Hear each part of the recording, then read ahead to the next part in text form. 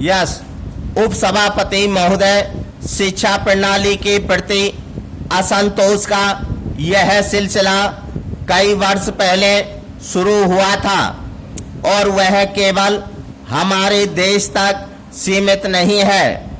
इसका कारण यह है कि समाज और विश्व में तेजी से परिवर्तन आ रहे हैं और विश्व के विभिन्न भागों में जो परिवर्तन हो रहे हैं तथा जो नए प्रयोग किए जा रहे हैं उनके कारण किसी के लिए भी यह संभव नहीं हो पाया है कि वे नौजवानों की परिवर्तनशील आवश्यकताओं को समझते हुए उनकी पूर्ति के प्रयास करें या उनके सम्मुख वे बातें रखें जिनकी उनसे प्रत्याशा है।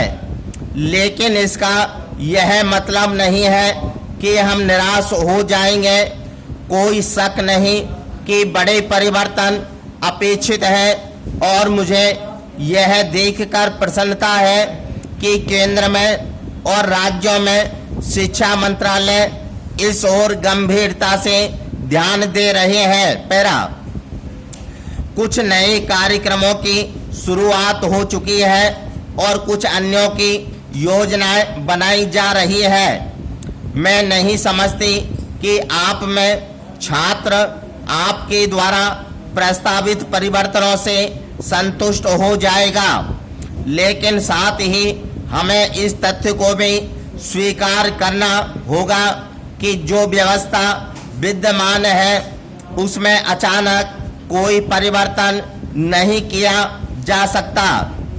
आपको ऐसे ढंग से काम करना होगा कि आप जो कुछ भी करें उसका कोई परिणाम निकले और वह केवल शिक्षा प्रणाली को यूं ही हिला डुला कर न रख दे।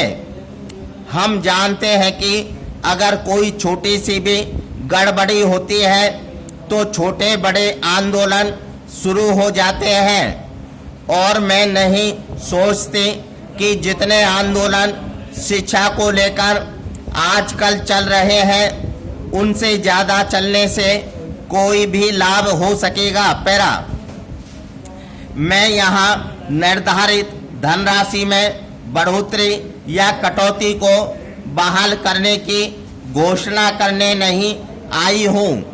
मैं देख रही हूँ कि मंच पर मंत्री महोदय मौजूद हैं जो योजना आयोग से संबद्ध हैं और प्रोफेसर चक्रवर्ती भी हैं और मुझे कोई संदेह नहीं कि उन्होंने आपके कथन में उठाए गए मुद्दों पर ध्यान दिया होगा।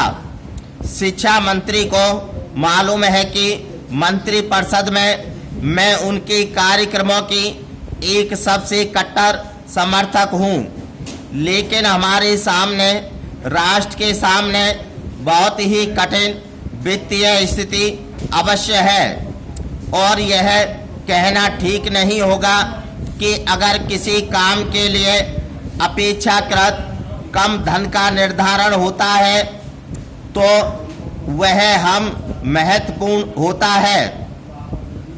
स्टॉप।